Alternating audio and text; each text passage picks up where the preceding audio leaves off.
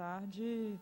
Estamos hoje aqui no dia 25 de junho de 2009, com muito prazer recebendo ao professor Dr. Arturo, falarei o nome todo, Arturo Colorado Castellari, o Arturo Colorado,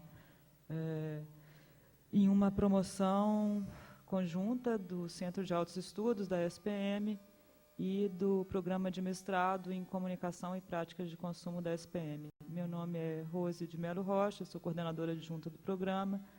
Ao meu lado direito, Daniel Bittencourt Portugal, mestranda do programa. Ao meu lado esquerdo, logo após o professor Colorado, Fernanda Budag, pesquisadora júnior do mestrado. Professor Colorado é especialista em patrimônio cultural, arte e TICs, ou novas tecnologias da informação e da comunicação. É professor de História e Análise da Arte Visual da Universidade Complutense de Madrid. É autor, entre outros, dos livros Hipercultura Visual, Êxodo e Exílio da Arte, e coautor de um outro livro, Patrimônio Cultural e Tecnologias da Informação e da Comunicação à Busca de Novas Fronteiras. Antes de mais nada, bem-vindo ao nosso programa e à nossa escola. Muito obrigado e muito obrigado por o convite, por estar aqui com vocês. É um prazer e uma honra para mim. A primeira questão que eu gostaria de colocar, ela seria uma provocação inicial. Maio de 68, na França, os grafites diziam: vamos derrubar os muros das escolas. Agora, em junho de 2009, a proposta seria de, em certo sentido, derrubar os muros dos museus, né? E o que isso significa? La pregunta me parece muy interesante, además, porque yo soy de la generación del 68. Yo he vivido en Francia, viví precisamente en el año 68-69 en París, y después he vivido varios años en Francia, y me considero de alguna manera miembro de esa generación del 68, de mayo del 68, que derrumbó muchos muros y abrió muchas perspectivas para la cultura y el pensamiento. Pero en este caso, cuando hablamos de cultura digital, y yo suelo decir que la cultura digital viene a romper los muros de las instituciones de la memoria, porque la cultura digital da acceso público a todos los usuarios a través del proceso universal de digitalización de los bienes culturales, de los objetos culturales, y que la cultura digital está rompiendo esas paredes, esos muros de los museos, de los archivos, de las bibliotecas, dando acceso universal al conocimiento. Creo que se está abriendo una época realmente importante en que se está materializando la boîte en valise de Duchamp. Es la ruptura, digamos, de los contenedores tradicionales de la cultura, de la memoria, a través de la cultura digital. Acho muito interessante essa ideia, especialmente pensando que aqui em São Paulo, na cidade de São Paulo, no Brasil de um modo geral, e particularmente na cidade de São Paulo, desde o final dos anos 70, com o fim da ditadura política, os muros da cidade foram cada vez mais ocupados por grafites, por inscrições, por desenhos, que em determinado momento propunham transformar a cidade de São Paulo em um museu a céu aberto. Eu lhe perguntaria se também, né, a cultura digital ela pode permitir uma certa contribuir de certa forma para uma preservação de manifestações culturais essencialmente efêmeras, como os grafites, por exemplo. Bueno, el arte digital es por su propia definición efímero.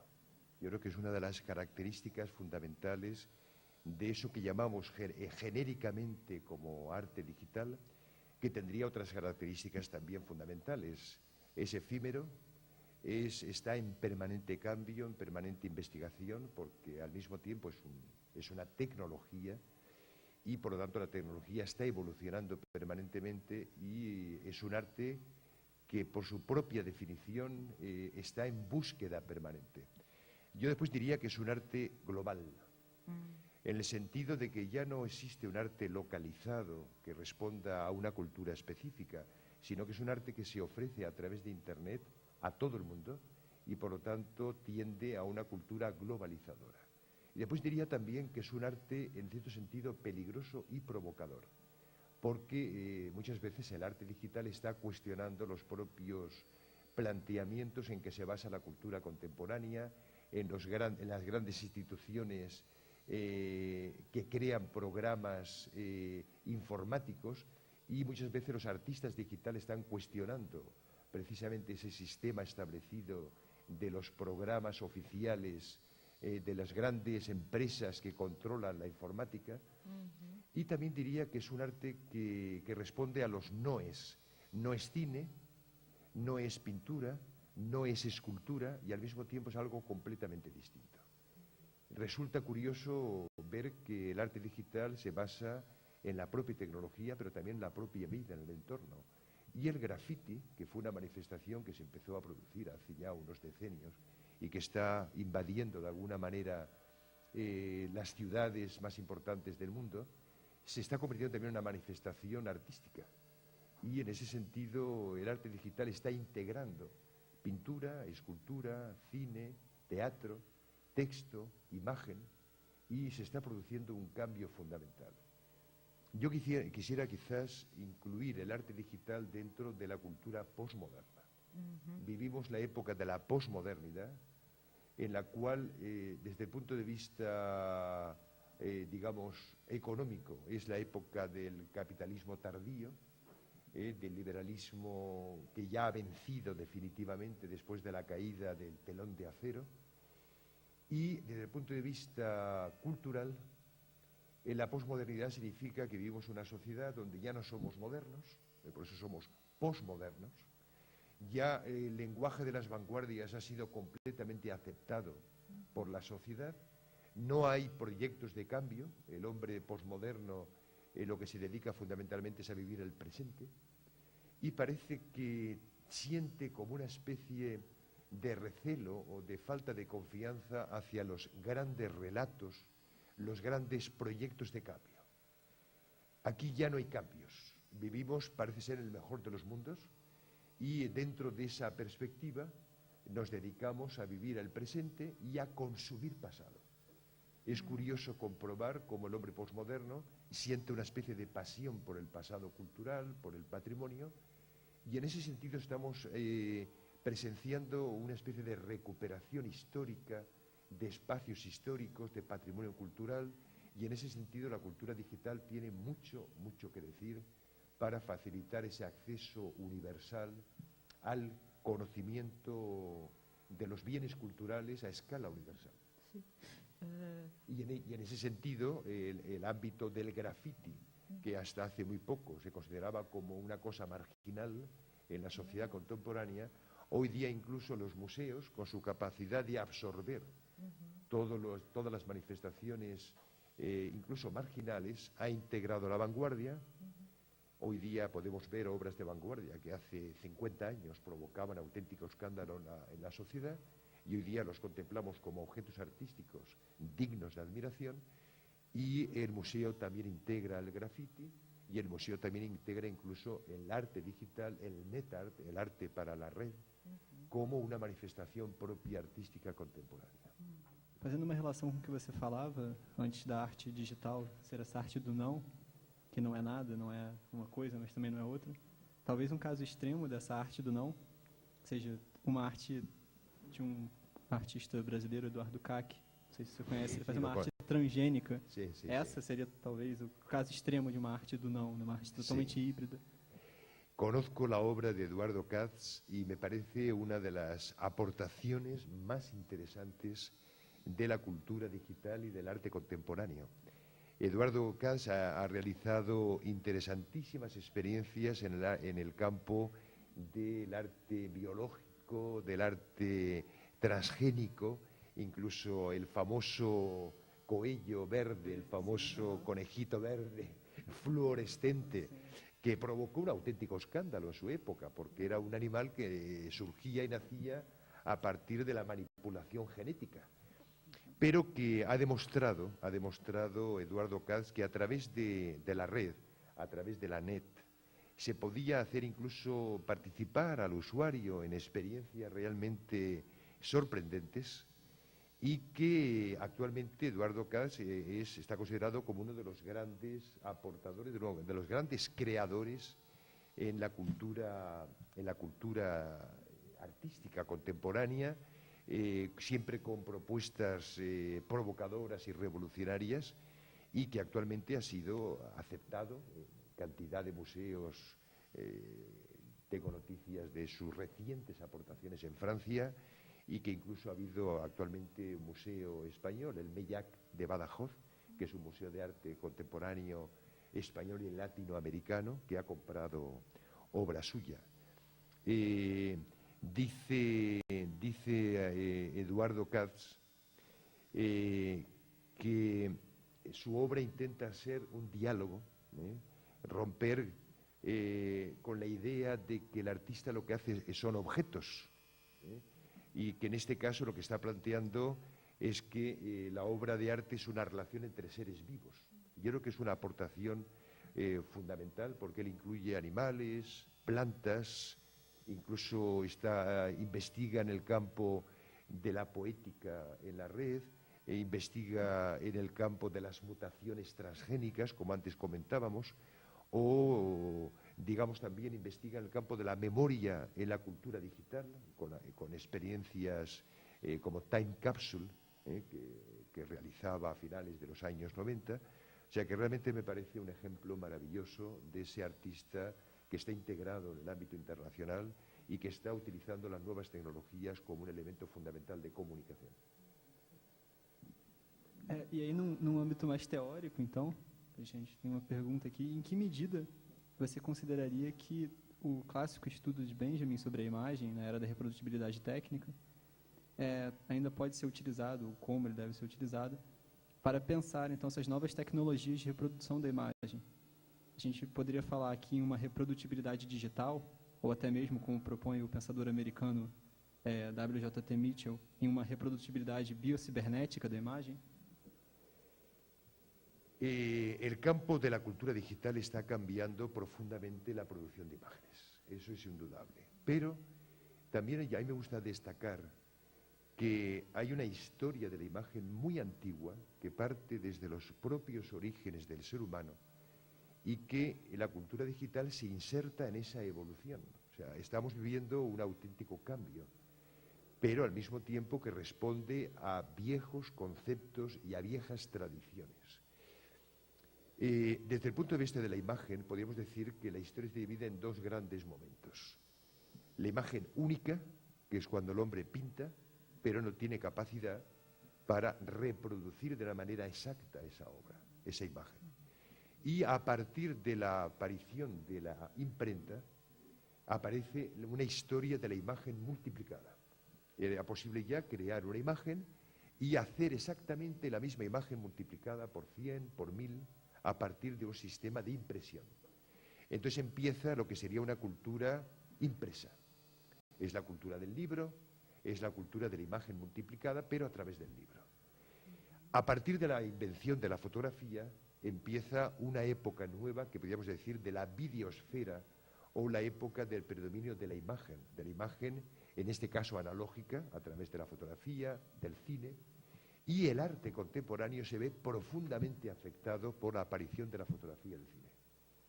Yo estoy convencido de que no es posible entender el impresionismo, por ejemplo, sin la fotografía. Y no es posible entender el cubismo, por ejemplo, la revolución cubista, sin la aparición de la cinematografía. Picasso era un pintor profundamente interesado por el cine, por los hermanos Lumière, por ejemplo, y yo estoy convencido que esa visión múltiple que ofrece el cubismo de una imagen, de un objeto, responde a la visión múltiple que nos da la cinematografía.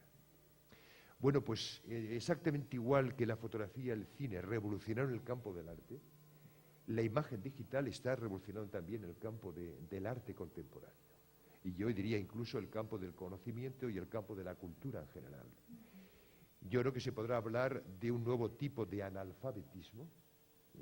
Podemos ya hablar de un nuevo tipo de analfabetismo, y es el de aquel que no sea capaz de acceder a la información y al conocimiento a través de la cultura digital, a través de Internet, a través de la interactividad. Y la imagen digital ha supuesto, aparte de todo el cambio que aporta la cultura digital, la imagen digital ha supuesto primero una democratización de la creación de imágenes. A partir de la aparición en los años 80 del Photoshop System, de toda la posibilidad de creaciones de imágenes digitales, se ha producido un auténtico cambio. Primero, en el usuario. Todo el mundo puede usar imágenes, crear imágenes, manipular las imágenes, recrearlas. Segundo, una revolución en el campo del acceso a la imagen. Y la imagen se ofrece a través de Internet y se universaliza, por lo tanto, la utilización y el acceso a la imagen. Y después, yo quisiera citar un campo que me parece absolutamente novedoso y extraordinario, que es el campo de la imagen virtual. El hecho de que podamos vivir dentro de la imagen. El hecho de que podamos, a través de la recreación virtual, crear imágenes en 3D, en 3 dimensiones, en 4D, incorporando el elemento tiempo, cómo la imagen puede ser vista en su evolución, en su recreación, y después a través de lo que podemos llamar la imagen de inmersión, o sea, vivir dentro de la imagen, meternos dentro de la imagen e interactuar con la imagen. Creo que la imagen virtual está revolucionando completamente el campo de la creación de la imagen digital y que al mismo tiempo, a mí me gusta también destacar que la imagen virtual responde también a una evolución histórica. Vivimos una época de cambio profundo, pero que responde a viejas aspiraciones. Ha habido una preocupación en el campo de la creación de imágenes desde tiempos muy antiguos en crear imágenes cada vez más verosímiles, más 3D, podríamos decir. La revolución del Renacimiento, del Quattrocento italiano, con la invención de la perspectiva matemática, era la creación de un espacio tridimensional en una superficie plana, que es un cuadro. Y entonces recrear a través de la ventana, de la que hablaba Alberti, la posibilidad de ver una imagen en 3 dimensiones y recrear la ciudad ideal incluso a través de esta perspectiva matemática. Bueno, y al mismo tiempo, una preocupación fundamental de la historia de la imagen es su función simbólica. O sea, el hecho de crear un mundo intelectualizado donde a través de la imagen laberinto el ser humano intenta interpretar el mundo. Bueno, pues la imagen virtual viene a culminar ese proceso histórico, digamos, de si el Renacimiento creó la imagen en 3D, o sea, la perspectiva matemática, el Barroco creó digamos, la perspectiva aérea a través de la creación, de pintar el ambiente, el impresionismo nos crea el impacto de la fotografía en el campo del arte y el cubismo, la incorporación del campo de la cinematografía. La imagen digital, a través de la virtualidad, viene a culminar ese proceso de meternos dentro de la imagen, vivir la imagen e interactuar con la imagen, que ha sido el sueño de muchos artistas durante muchos siglos. Por ejemplo, pensemos en las Meninas de Velázquez. ¿Qué es las Meninas de Velázquez sino una invitación a meternos dentro del cuadro, a través del espejo, del juego de miradas? O sea que realmente es una aspiración muy vieja que hoy día de repente vemos culminada a muchos niveles. Eu lhe perguntaria um pouco sobre qual que será, né, a natureza desse processo de educação dos sentidos que está sendo efetivado por essas novas formas de imagem, né? Se a gente pensar que lá na modernidade, que foi hoje aqui citada, indiretamente citada, né, os sujeitos foram se preparando pela própria natureza da experiência urbana, pelas modificações do sistema produtivo, etc., foram se preparando para receber uma imagem em movimento, né? O cinema, por exemplo. E hoje, de fato, a gente estaria numa outra etapa, num outro momento mesmo, né, dessa experimentação, por exemplo, em imagens que podem ser que, como diz um neomarxista, que é o Jameson, as imagens se tornaram hoje uma nova paisagem, elas são uma segunda natureza, né? Que tipo de experiência será que é esse, né, que se constrói? Que nova sensibilidade é essa que está surgindo?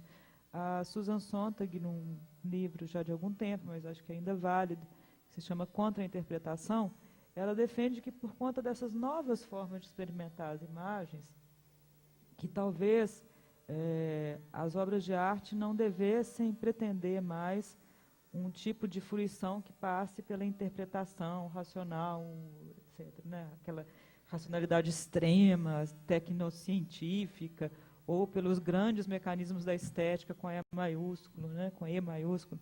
Ela diz que talvez hoje a arte ela devesse ser muito mais sentida do que propriamente interpretada, né? Na visão da Sontag, nesse livro que se chama Contra-Interpretação. Não seria o caso de buscar, na relação com as obras artísticas, um distanciamento e uma contemplação, mas, ao contrário, uma integração e uma relação quase performativa com a arte, né? Sensorial. Né? O que lhe parece uma argumentação desse tipo? Yo estoy convencido de que el arte, lo que llamamos arte, que por cierto es un invento que parte del siglo XV y se afinca en el siglo XIX, lo que llamamos arte ha sido comunicación a través de la imagen fundamentalmente. ¿Por qué hablo de imagen? Porque yo prefiero, cuando hablo de arte, me refiero fundamentalmente a la cultura visual. El viejo sistema de que bajo el concepto arte incluyamos arquitectura, pintura y escultura, me parece un esquema completamente obsoleto. La arquitectura sirve para meterse dentro, dormir y no mojarse. Y eso es arquitectura. Y me parece muy bien los expertos en arquitectura que nos hablen de los espacios, etc. Yo trabajo más en el campo de la cultura visual, o sea, en el campo de cómo la imagen ha sido utilizada para comunicarse entre los hombres, transmitir ideas, conceptos, críticas, alternativas, la visión del mundo y de la cultura.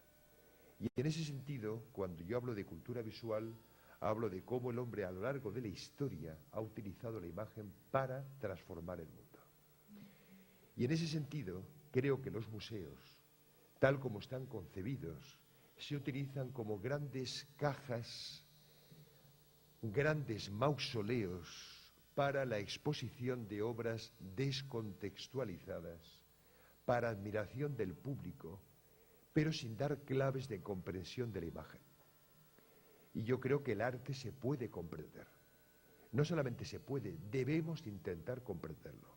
Cuando vamos a un museo, vamos al Louvre, por ejemplo, y nos colocamos delante de la Gioconda, sentimos como una especie de emoción ante la obra, porque es la obra mitificada.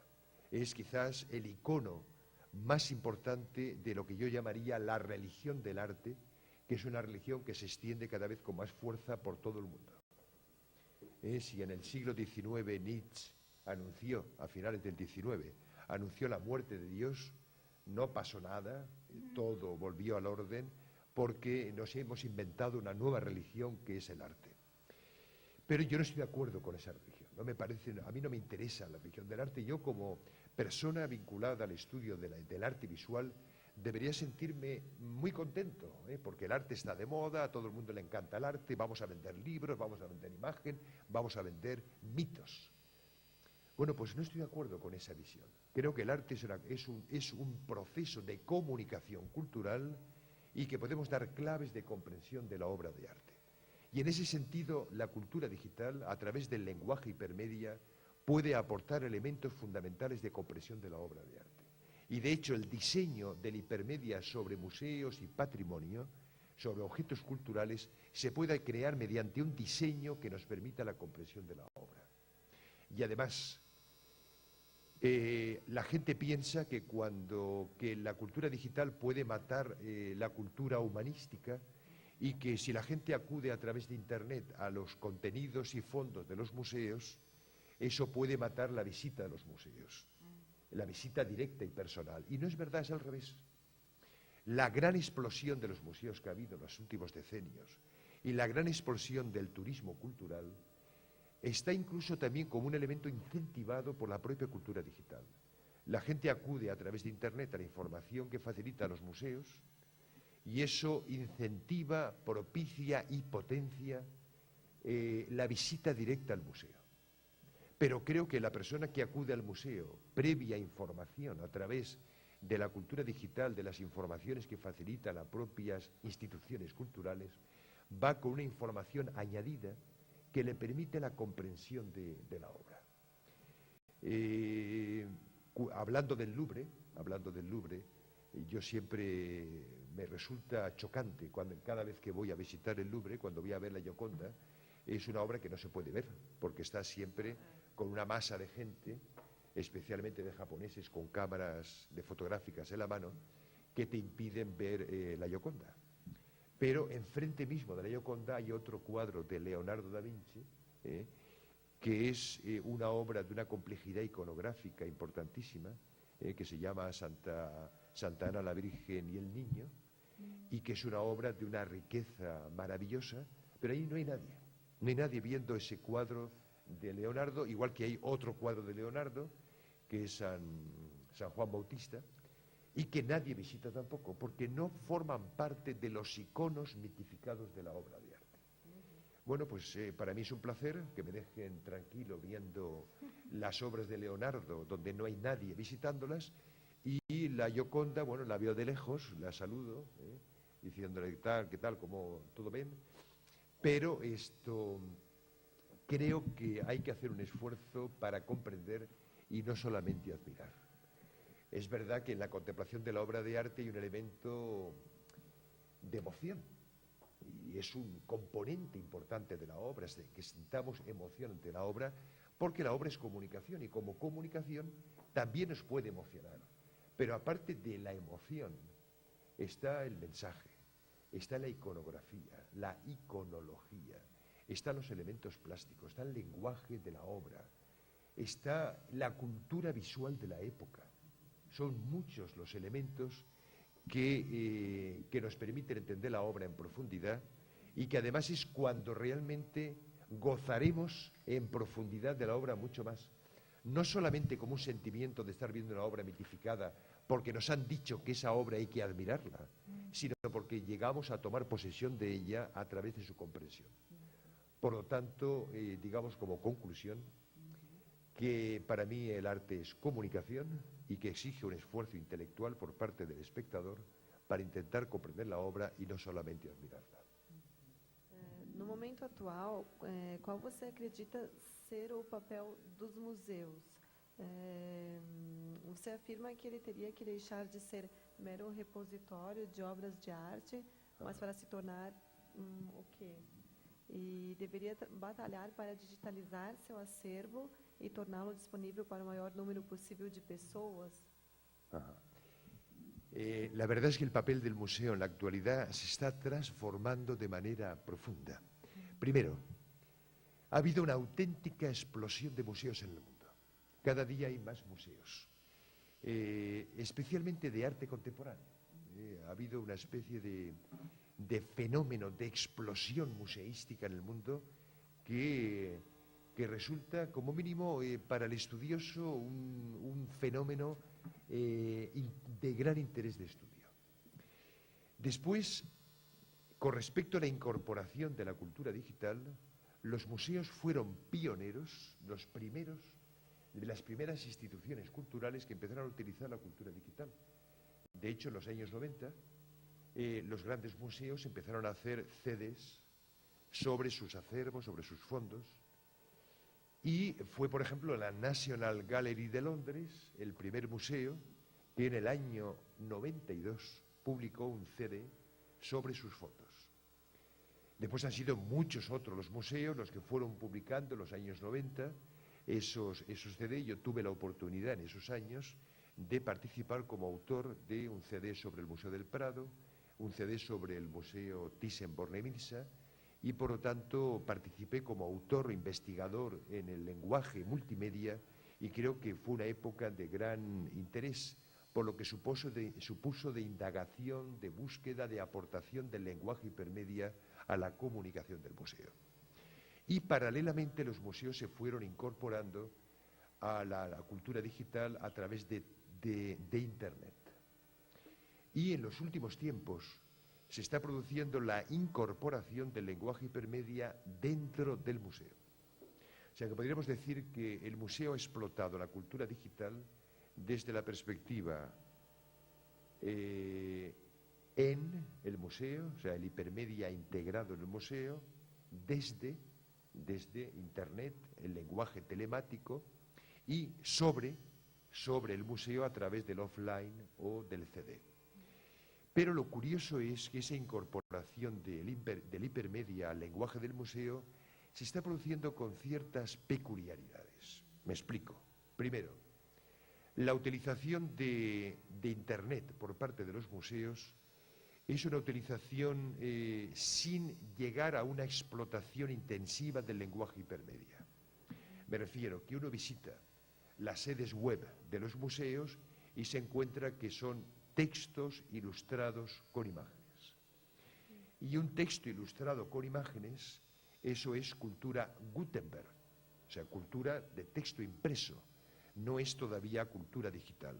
Creo que el museo debe apostar por la visita virtual, por la recreación multidimensional, por la invitación a la navegación interactiva, como formas de explotación del lenguaje hipermedia. Y el segundo fenómeno curioso, la segunda paradoja que se está produciendo, es que hay museos que ya nacen como museos interactivos. Nuevos museos que ya están incorporando a su propio lenguaje expositivo la interactividad y los puestos multimedia. Y eso ocurre en museos de temática muy diversa, de antropología, de arqueología, de astronomía, del campo científico, etcétera, etcétera, etcétera. Pero los museos de arte se muestran refractarios a la incorporación del puesto multimedia, de la interactividad dentro del propio museo. Digamos que el Museo de Arte se resiste y se limita a ser un museo que explota la cultura digital desde el punto de vista telemático.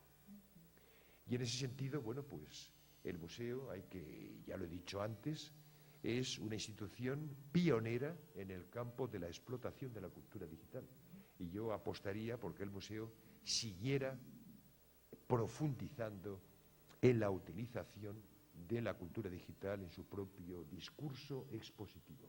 Bom, professor Arturo, Daniel, Fernanda, acho que então agradecemos muito a sua participação. Nada, encantado Y de seguimos, muito obrigado, un placer, un honor para mí, una honra estar aquí con vosotros y es un verdadero placer. Muy bien, para nosotros también. ¿Sí? Muito Gracias. obrigada. Obrigado.